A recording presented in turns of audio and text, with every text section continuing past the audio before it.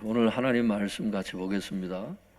하나님 말씀은 사도행전 19장 11절에서부터 보도록 하겠습니다. 제 성경 신약 221쪽입니다.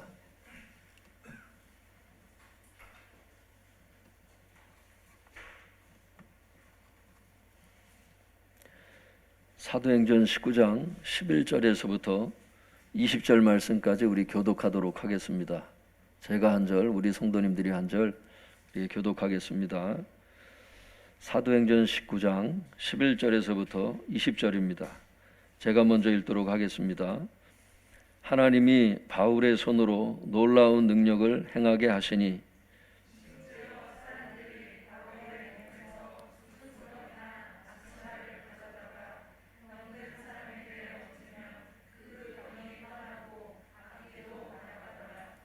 이에 돌아다니며 마술하는 어떤 유대인들이 시험 삼아 악귀 들린 자들에게 주 예수의 이름을 불러 말하되 내가 바울이 전하는 예수를 의지하여 너희에게 명하노라 하더라.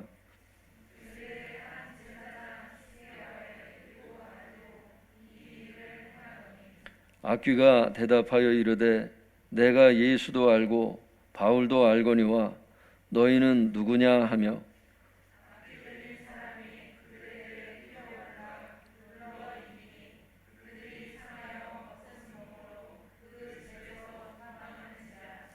에베소에 사는 유대인과 헬라인들이 다 이 일을 알고 두려워하며 주 예수의 이름을 높이고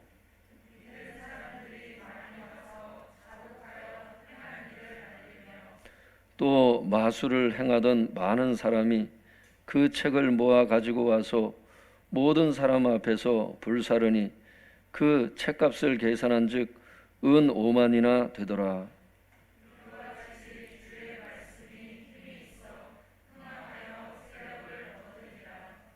아멘. 기도하겠습니다. 하나님 아버지, 이 시간 주님의 말씀을 듣길 원합니다. 이 시간도 저희들에게 말씀하여 주시옵소서. 겸손한 심령을 주셔서 말씀을 거부하지 말고 말씀을 잘 받아들이고 심겨질 수 있도록 순종할 수 있도록 도와주시옵소서. 이 시간 주님 저를 인도해 주시옵소서. 주님의 도구로 써주시옵소서. 잘 순종할 수 있도록 인도해 주시옵소서. 예수님 이름으로 기도드려 싸움나이다. 아멘. 성도님들, 계속 우리가 에베소 사역 지금 보고 있는데요. 오늘도 이 에베소 사역을 통해서 하나님께서 우리에게 주시는 그 말씀이 있습니다. 한번 잘 들어보시길 바랍니다. 한번 따라해 보겠습니다. 에베소 사역, 에베소 사역. 우리 11절, 12절 먼저 읽어보도록 하겠습니다. 시작. 하나님이 바울의 손으로 놀라운 능력을 행하게 하시니 심지어 사람들이 바울의 몸에서 손수건이나 앞치마를 가져다가 병든 사람에게 얹으면 그 병이 떠나고 악귀도 나가더라. 여기서 중요한 게 하나님이에요. 하나님. 11절에 보면 성도님들, 하나님이 놀라운 능력을 행하셨다는 거예요. 누구를 통해서? 바울의 손을 통해서 하나님께서 놀라운 능력을 행하셨다는 거예요. 놀라운 능력이라는 게 거기 본문에 보면 뭐예요? 심지어 바울의 몸에 지니고 있던 손수건이나 앞치마를 가져다가 병든 사람에게 얹기만 해도 병이 떠나가고 귀신이 나가는 이런 놀라운 능력을 하나님께서 행하셨다는 거예요. 이따가 보면 알지만 하나님께서 능력을 행하실 때는 목적이 있어요. 한번 따라해 볼까요? 하나님께서 능력을 행하실 때는 목적이 있으시다. 여기엔 지금 요 당장 나오지는 않아요. 근데 나중에 나와요. 그게 하나님께서 왜 에베소 지역에서 이런 일들을 행하셨어야 하는지, 강력한 능력이 필요하거든요. 여기서는 이 지역에서는 그 어떤 다른 지역보다도 미신이 강했던 지역이었기 때문에 정말 하나님이 어떤 분이신지, 정말 참 종교가 뭐고 참 신이 누군지 이거를 아주 만천하에 드러내실 필요가 있었어요. 그래서 이런 역사를 하나님께서 바울을 통해서 이런 역사를 이룬 거예요. 특별히 축사사역, 바울을 통해서 귀신을 쫓으시는 이런 역사를 하나님께서 이루셨다는 거예요. 13절 같이 읽어볼까요? 시작. 이에 돌아다니며 마술하는 어떤 유대인들이 시험 삼아 악귀에 들린 자들에게 주 예수의 이름을 불러 말하되 내가 바울이 전하는 예수를 의지하여 너희에게 명하노라 하더라. 성도님들 여길 참고로 말씀을 드리면 여기 마술하는 이렇게 돼 있잖아요. 그거 한번 따라 볼까요? 무당. 예, 이 원문을 보면 무당 이런 뜻이 있고요. 또 귀신을 쫓아내기 위해 마술을 쓰는 자, 이렇게 마술을 쓰는 자 혹은 무당 이런 뜻이에요. 특별히 마술을 쓰는 자 이렇게 얘기를 할 때는 귀신을 쫓아내기 위해서 마술을 쓰는 자 이렇게 돼 있어요. 축사 사역하고 관련된 그 직업이 있었어요. 우리는 마술사 그러면 이게 직업으로 얘기할 수 있나? 여러분 제가 이 성경 연구하면서 이렇게 쭉 관련 자료들을 찾아보니까 당시에는 마술사라고 하는 정식 직업이 있을 정도야. 그냥 직업이 있는 정도가 아니라 여러분 이따 보면 알지만 이런 직업을 가진 사람들이 떼거리로 많았어. 에베소 지역이 그런 지역이었어. 이제 좀 이따 나오니까 요만큼만 하고요.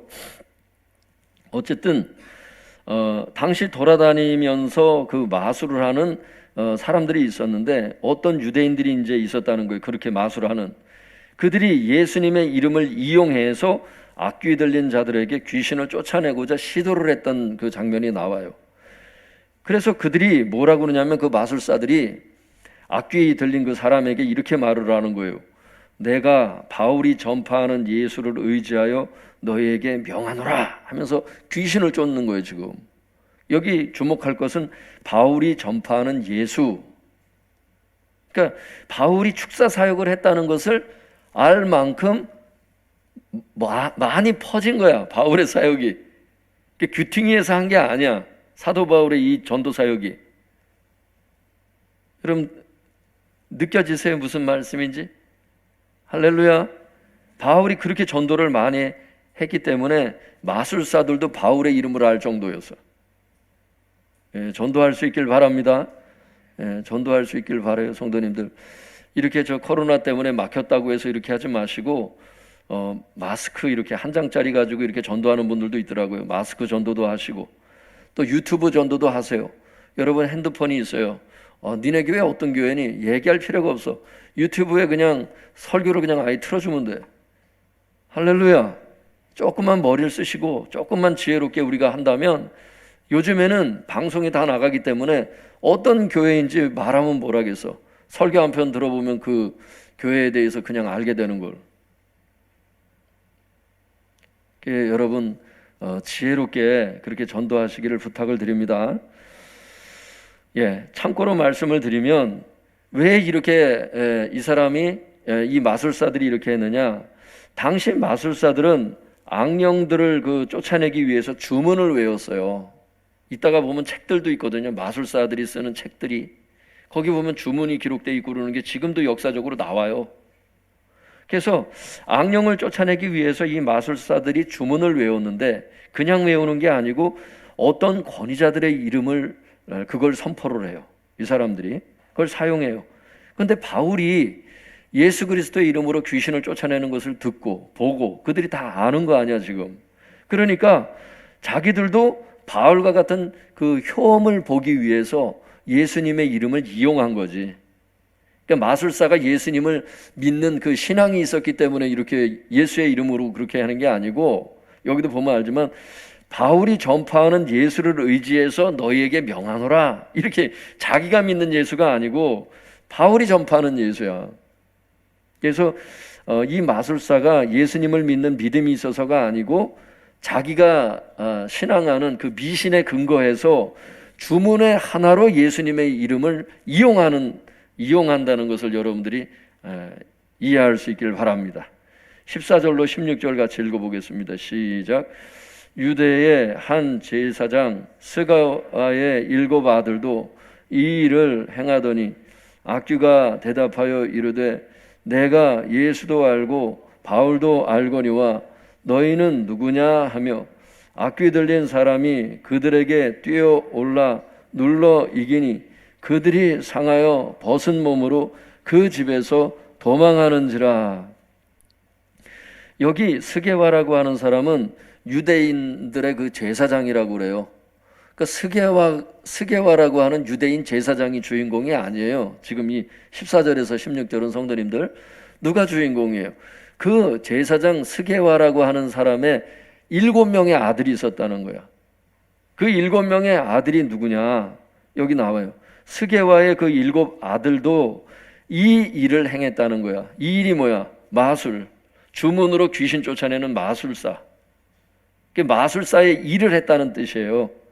그러니까 미신적인 주문으로 귀신을 쫓아내는 그 마술사의 일을 하고 있었는데 그날도 이제 그 주문으로다가 귀신 쫓으려고 했었나 봐. 그랬더니 그때 그 귀신이 15절에 보면 그 귀신이 그 7명의 아들한테 대답을 하는 거야. 뭐라고? 내가 예수도 알고 바울도 아는데 너희는 누구냐? 이걸 그냥 보면 이해가 안 돼요. 이게 도대체 귀신이 뭐라고 대답을 하는 건가?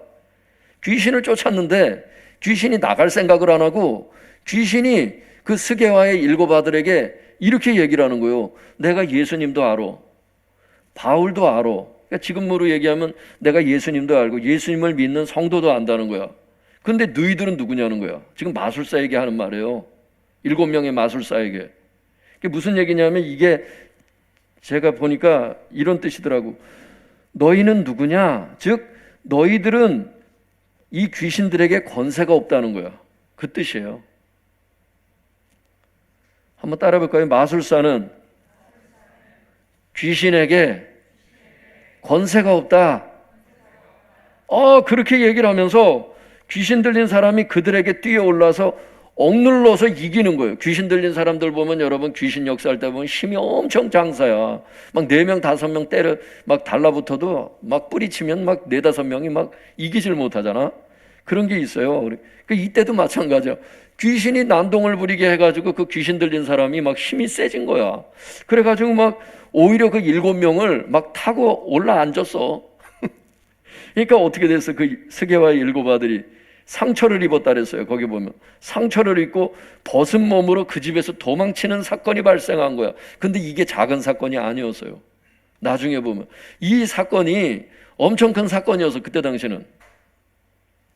여기서 우리가 짚고 넘어가야 되는 건 뭐냐면 귀신들이 안다는 거예요. 자기들을 쫓아낼 수 있는 권세가 누구에게 있는지 귀신들이 안다는 거야. 귀신이 귀신같이 알죠. 귀신이 귀신같이 알았어요. 그래서 예수님도 알아. 바울과 같은 이런 예수님을 믿는 성도들도 알아. 이 말은 무슨 얘기냐? 성도들은 예수 그리스도의 이름으로 귀신을 쫓아낼 수 있다는 겁니다. 할렐루야.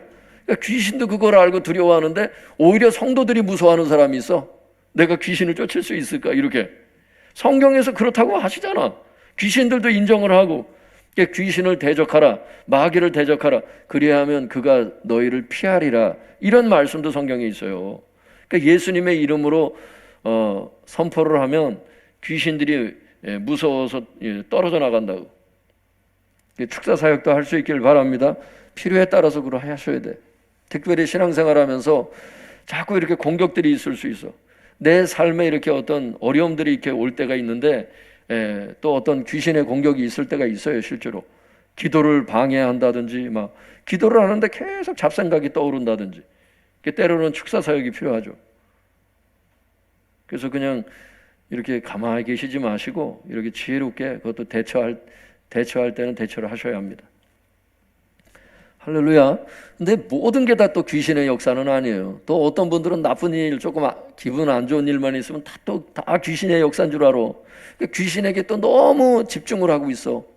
그러니까 귀신 생각 많이 하시면 안 돼요. 예수님 생각을 많이 해야지.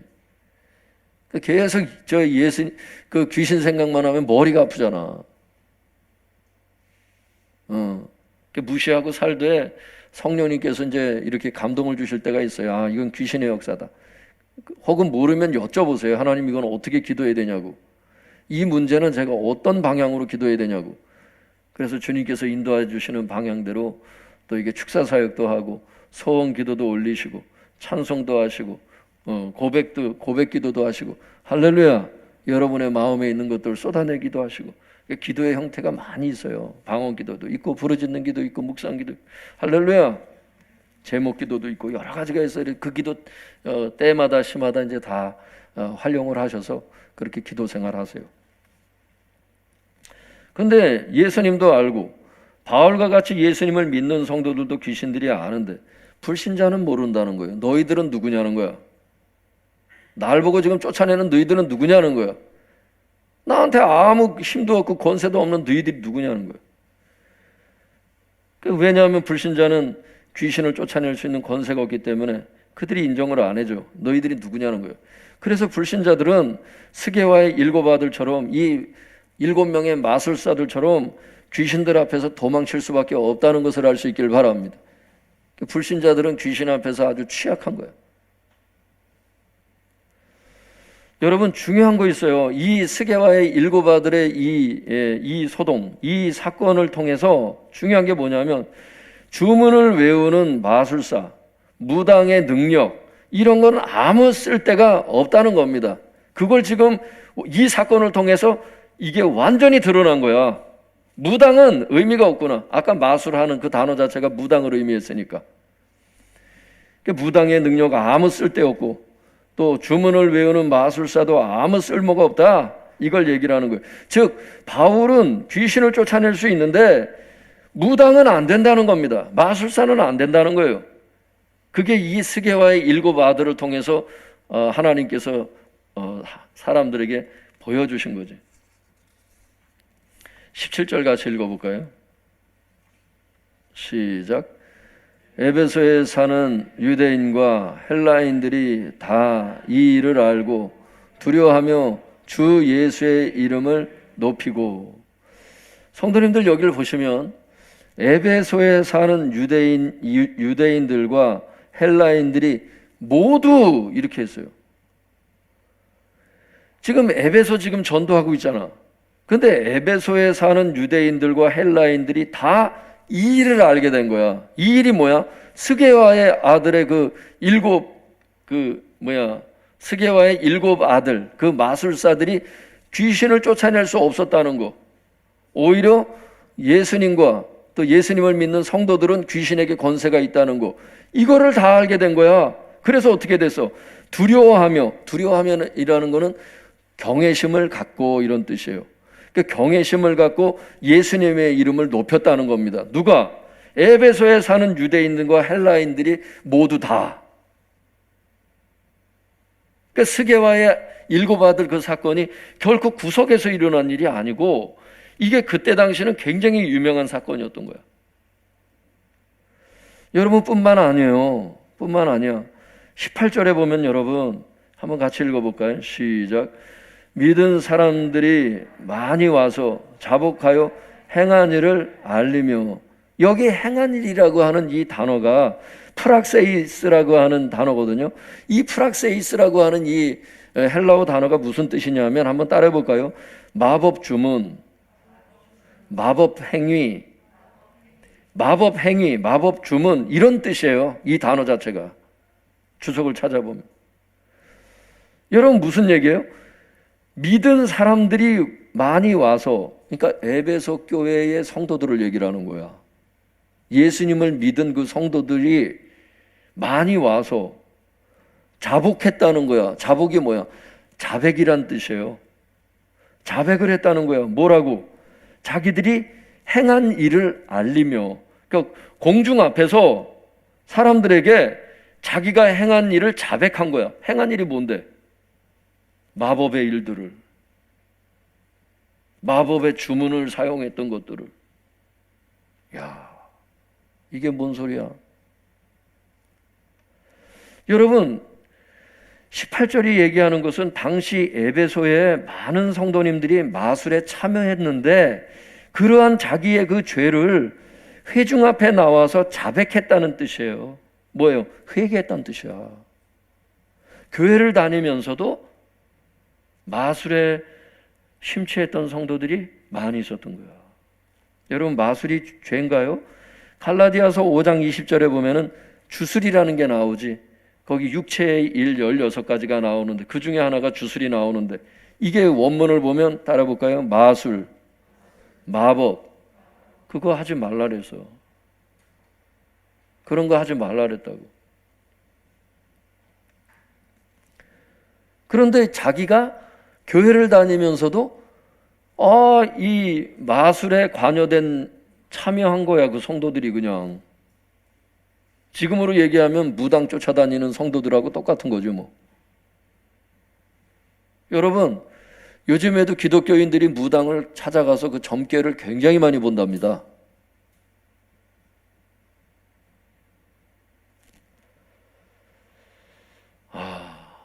이게 오늘 마술사, 무당 이런 사람들을 얘기를 하는 거거든요. 이런 미신적인 행위들 하나님 싫어하시는 죄입니다. 갈라디아서 5장 20절에 이러한 사람들은 하나님 나라를 유업으로 받을 수 없다고 분명히 못 받고 계세요. 근데 누가 그렇게 했다는 거야? 에베소 교회 성도님들이 많이. 그러니까 이로보건대 스게와의 일곱 아들 사건은 에베소에 사는 불신자 유대인들이나 불신자 헬라인들에게만 영향을 준 게 아니고 당시 에베소 성도들에게까지 큰 충격을 안겨준 사건인 거예요. 이게 무당은 가짜구나, 마술사는 가짜구나, 예수님이 진짜구나, 할렐루야. 이걸 성도들이 알게 된 거야. 여러분 우리 가운데도 이런 확실한 신앙 고백이 있길 바랍니다. 예수님을 믿고 교회를 다니면서도 정말 하나님만이 참신이며 하나님만이 진짜라는 것을 분명히 알고 신앙생활할 수 있길 바랍니다.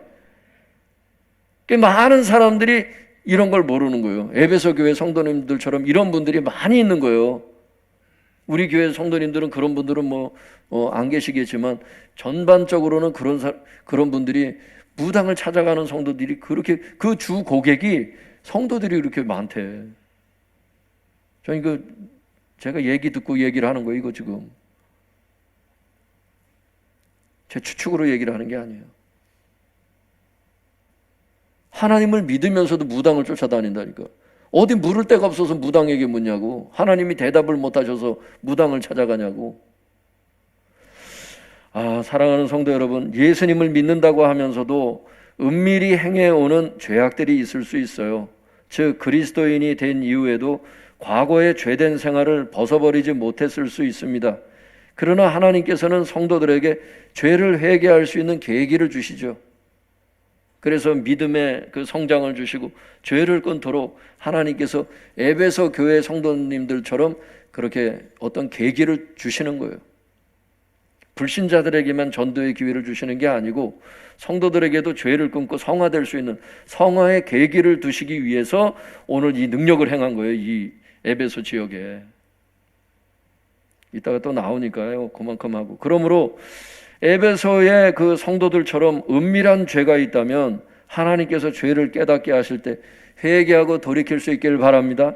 그럼 하나님께서는 어떻게 하세요? 용서하시고 다시 마음에 평안을 주시는 거예요. 죄를 지으면 마음에 평안이 없는 거예요. 양심이 꺼리낌이 있어서 이 교회를 나와도 마음이 힘든 거예요. 그런데 이제 회개를 하면 하나님이 죄를 용서하시기 때문에 어떻게 하나님하고 화목되니까 마음이 편안해지죠. 하여튼간 에베소 교회 성도들이 그렇게 훈련받은 것 같고 그렇게 이 역사도 일어나고 막 하는데도 이럴 수가 있는 거예요. 이럴 수가. 19절도 같이 한번 읽어볼까요? 시작. 또 마술을 행하던 많은 사람이 그 책을 모아가지고 와서 모든 사람 앞에서 불사르니 그 책값을 계산한 즉 은 5만이나 되더라. 여러분 스게와의 그 일곱 아들, 그 7명의 마술사가 그 귀신에게 그 어려움을 당한 걸 보면서 진짜 참된 종교가 무엇인지를 이제 사람들이 에베소 전 지역에 있는 사람들이 다 알았다 그랬잖아요, 아까. 그러다 보니까 많은 마술사들이 19절에 보니까 많은 마술사들이 무슨 짓을 했어요? 많은 마술사들이 그들의 마술책을 모아가지고 와서 모든 사람 앞에서 스스로 불태우는 사건이 벌어졌어요. 아무 능력도 없는 이 마술사의 직업을 내가 계속 해야 될 거냐? 여러분, 사도 바울의 이 전도와 하나님의 이 강력한 능력이 에베소에 거주하고 있었던 마술사라고 하는 직업을 갖고 있었던 많은 마술사들에게 고민을 안겨준 거야. 내가 이 마술사 일을 계속해야 되냐? 먹고 사는 것도 중요하지만 이 미혹된 일, 이 미신적인 것을 내가 이 무당의 일을 계속해야 되느냐? 자각이 든 거예요. 스스로 불태운 겁니다, 이걸 보면. 마술을 행했던 많은 마술사들이 자기의 그 마술책을 가지고 와서 사람들이 다 보는 앞에서 그것을 스스로 불태웠다는 것은 무슨 얘기냐? 공개적으로 마술이 잘못된 것임을 인정하는 행위였고, 그동안 자신들이 마술을 했던 죄를 회개한다는 의미였고, 동시에 마술사라는 그들의 직업을 잃어버렸음을 의미하는 거예요. 여러분, 복음은 이런 것이다. 믿습니까? 주님께서 그들에게 새 직장을 주셨을 줄 믿습니다. 자기 직업 내려놓고 하는 거예요, 지금 이거. 이 사람들은. 이 정도로 스게와의 일곱 아들의 그 사건이 그들에게는 너무 뼈저리게 다가온 거야. 내가 여태까지 뭘 한 거야? 여러분, 이 복음이 들어가잖아요. 직업을 문 닫는 직업들이 있어. 다음 시간에도 그걸 볼 텐데, 문 닫는 직업들이 생겨. 여러분, 복음이 들어가면 좋긴 좋은데 어떤 사람들에게는 그게 직장을 잃어버려. 복음과 전혀 상관없고 복음에 해를 주는, 하나님 말씀에 대적하는 직업들도 있거든요. 이런 것들은 문을 닫게 된다니까. 깨달을 수 있길 바랍니다. 그 중에 하나가 마술사라고 하는 직업을 잃어버린 거예요, 이 사람들이. 그걸 알면서도 불을 태운 거야. 이 정도로 하나님은 진짜라니까.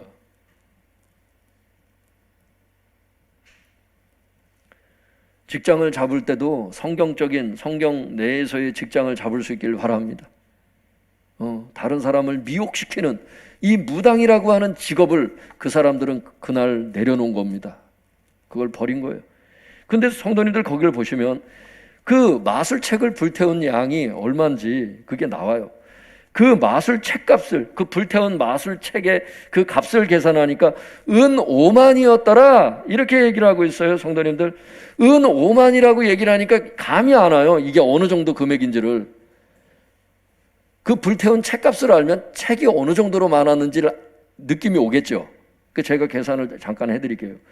은 5만이라는 게 무슨 뜻이냐면 노동자 137명의 1년 품삯이에요. 이걸 계산해 보면 노동자 137명의 1년 월급이라고. 요즘 이 공사장에서 일하시는 보통 인부들, 그냥 심부름 하시는 분들의 그 일당이 제가 찾아보니까 나오더라고. 그게 14만 원이에요. 14만 원이 약간 넘어요. 근데 약 14만 원으로 계산을 하면 이게 노동자 137명의 1년 품삯이다. 그럼 곱하기 하면 되잖아. 137 곱하기 14 곱하기 365 하면 나오잖아. 70억이에요, 여러분. 70억이 약간 넘지만 어쨌든 약 70억 이렇게 하면 되니까. 책을 태웠는데 지금으로 말하면 70억이야. 그거보다 더 떨어졌다 하더라도 어쨌든 인부의 가격이 더 싼 시대니까 더 떨어졌다 하더라도 여러분 작은 양이 아니야. 그 책값만 따져도. 그래서 학자들이 이렇게 말을 하는 거예요, 성도님들. 이는 큰 액수이며 태우는 책이 도시에 있었던 관련 자료의 일부에 불과할 것이므로 이런 직업과 마술사라고 하는 직업과 관습의 거대한 상업성을 반영해 준다. 마술사라고 하는 직업이 그때 당시에 얼마나 팽배했고, 이런 책을 팔고 있는 이 상업성이 얼마나 활발했는지를 요 한 단어가 보여준다는 거예요. 은 5만인 됐다는 이게. 또 다른 학자는 이렇게 얘기를 하더라고. 불 속으로 던져진 책들의 가치에 의하면 당시 에베소의 마술이나 미신이 얼마나 극심했던지를 짐작할 수가 있다. 마술사에 종사하는 사람들이 얼마인지는 정확히 모르지만 양심의 가책을 받은 사람들이 회개의 의미로 불을 태웠던 그 책값만 계산했을 때 이 정도라는 거예요. 에베소 지역이 여러분 영적으로는 굉장히 미신이 팽배한, 마술사들이 횡행한 아주 어두운 지역이 바로 에베소라고 하는 지역이었던 거예요. 다음 시간에도 보면 알지만 막 아데미 여신을 섬기며 막 하여튼 아주 특심한 사람들이야, 이 사람들이. 이 에베소 지역이라는 게 지금 우리는 에베소 교회를 알잖아요. 에베소서도 있고 성경에 보면. 그러니까 그냥 에베소 그러면 굉장히 거룩하고 그 성결하고 그냥 이렇게 생각이 든다고, 이미지가. 근데 그게 아니에요, 여러분. 에베소가 굉장히 영적으로 어두운 지역이어서 여기에 사도 바울이 전도를 하고 다녔던 거야, 여기를. 그러니까 하나님의 강력한 임재가 없어서는 이 사람들이 돌아오질 않는 거야. 그러니까 말로만 그냥 설렁설렁하고 하나님 살아계시다고, 하나님 말씀대로 살으라고, 천국이 있고 지옥이 있다고, 예수 믿으라고. 여러분 안 되는 거야. 이게 마술사들이 이게 진을 치고 있어가지고.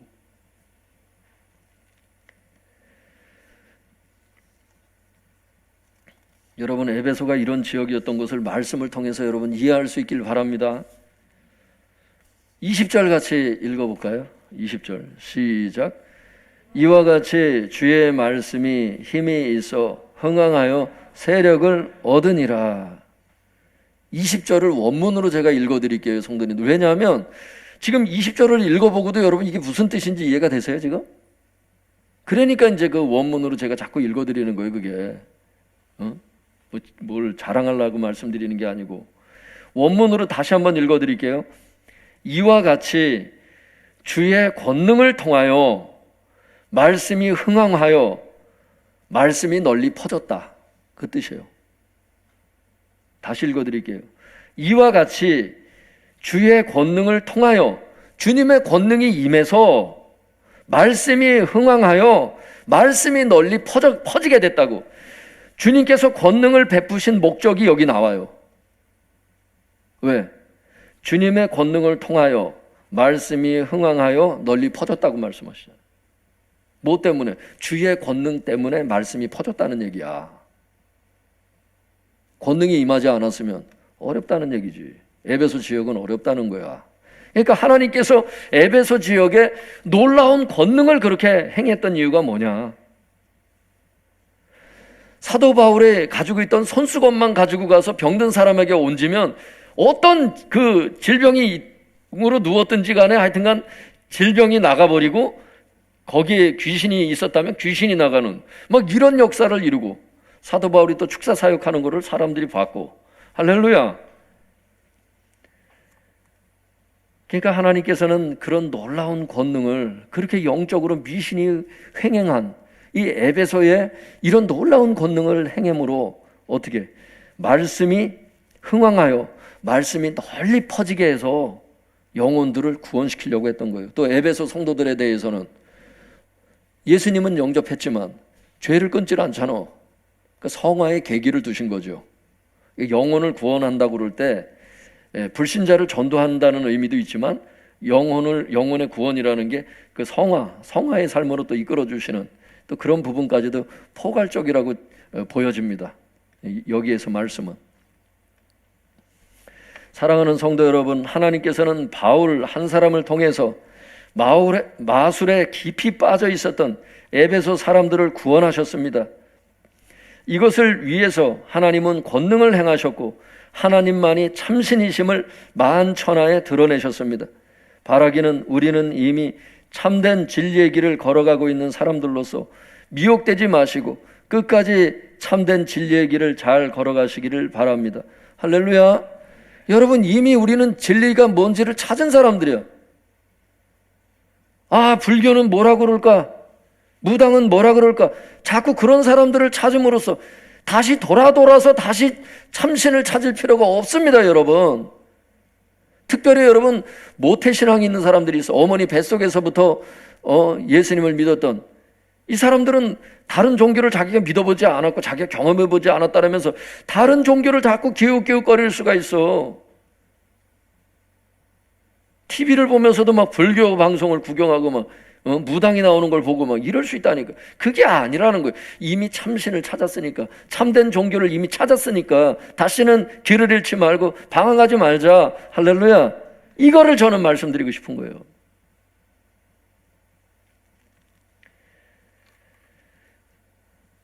그러니까 지금도 하나님께서 아마 하나님만이 참된 신이신 것을 보여주시기 위해서 권능이 필요하다면 하신다고 저는 생각이 들어요.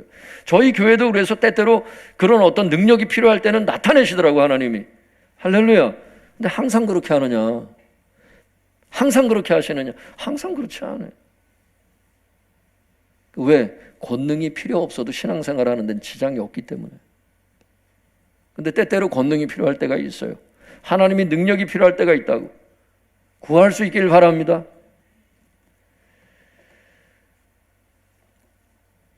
그리고 한 가지 더 말씀드리고 싶은 것은 바울처럼 하나님의 권능의 통로들로 쓰임을 받으셔서 많은 사람을 건져내는 도구가 될 수 있길 바랍니다. 예. 그래서 하여튼간 이렇게 전도하고 양육하고 이렇게 또 누구를 중보한다 할 때 집에 큰 일이 벌어졌어. 이럴 때 너무 두려워들 하지 마시고 하나님은 이렇게 살아계시는 분이구나. 하나님은 권능을 베푸시는 분이시구나. 할렐루야. 그 성경에 보면 하나님은 자기를 향해서 전심으로 하나님을 찾고 찾는 자들에게 하나님의 능력을 베푸신대요. 이 말씀은 예나 지금이나 동일해. 하나님이 능력이 필요해서 하나님을 전심으로 찾고 찾으면 하나님께서 능력을 베푸시겠다는 거예요. 하나님의 능력이 필요한 사람들은 어떻게 하라는 거예요? 전심으로 하나님을 찾고 찾으라는 거예요. 한 번 찾고 그냥 응답 안 해주셨다고 그냥 포기하지 말고. 할렐루야. 우리 자녀들도 마찬가지예요. 그러니까 앞에 내 인생길에 어려운 것이 있다. 또 대학이라고 하는 또 어려운 문제가 있다. 또 인생 살면서 어려운 난간이 있다 할 때 우리 학생들도 하나님을 붙잡고 기도할 수 있기를 바랍니다. 하나님은 우리 학생들도 사랑하셔. 하나님의 사랑은 끝이 없고 그 하나님은 사모하시고 이 시간도 기도할 수 있기를 바랍니다. 기도하겠습니다. 오늘 주신 말씀 붙잡고 기도하세요. 통성으로 기도하겠습니다. 거룩하신 하나님 아버지,